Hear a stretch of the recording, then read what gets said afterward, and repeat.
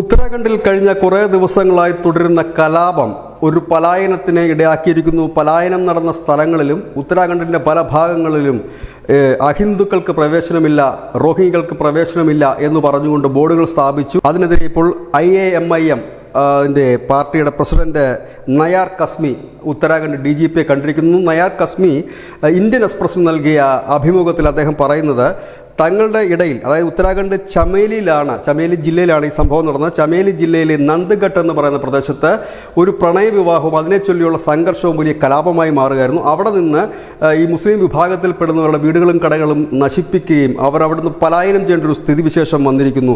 ഇതിപ്പോൾ സംസ്ഥാനത്ത് ഉടനീളം വിവിധ സ്ഥലങ്ങളിൽ ഇത്തരത്തിൽ അഹിന്ദുക്കൾക്കും റോഹിംഗ്യ മുസ്ലിങ്ങൾക്കും സ്ഥാനമില്ല എന്ന് ബോർഡ് സ്ഥാപിച്ചതോടെ തങ്ങളുടെ ഉപജീവന മാർഗം അടഞ്ഞിരിക്കുന്നു. ജീവിക്കാൻ വേറെ മാർഗമില്ലാതായിരിക്കുന്നു. അതുകൊണ്ട് തങ്ങളെ നന്ദിഘട്ടിലേക്ക് തിരികെ പ്രവേശിപ്പിക്കുവാനും ഒപ്പം തന്നെ മറ്റ് ഇടങ്ങളിൽ തങ്ങൾക്ക് സമാധാനപൂർവ്വമായി മുമ്പോട്ട് ജീവിക്കുവാനും ഒരു അവസരം ഇടം നൽകണമെന്നാണ് ഇപ്പോൾ DGPയോട് ഈ IAMIM പ്രസിഡന്റ് നയാർ കസ്മി പറയുന്നത് ഇന്ത്യൻ എക്സ്പ്രസ് റിപ്പോർട്ട് ചെയ്യുന്നു.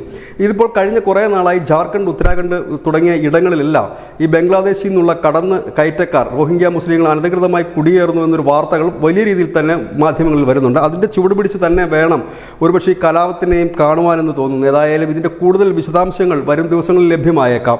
ഏതായാലും ഇത്തരത്തിലുള്ള ഒരു ബോർഡുകൾ സ്ഥാപിക്കുന്നത് ഒരു അപകടകരമായ ഒരു സ്ഥിതിവിശേഷമായി മാറാനുള്ള സാധ്യതയുണ്ട്. കാരണം ഇത് അധികൃതർ ഇതിനെക്കുറിച്ച് ശ്രദ്ധിക്കുമെന്ന് തന്നെ തോന്നുന്നു. കാരണം ഇത് വിവിധ ഇടങ്ങളിൽ, സംസ്ഥാനത്തിന് ഉത്തരാഖണ്ഡിൽ വിവിധ ഇടങ്ങളിൽ ഇത്തരം ബോർഡുകൾ ഉയർന്നു തുടങ്ങിയിട്ടുണ്ട്. News desk news India Malayalam.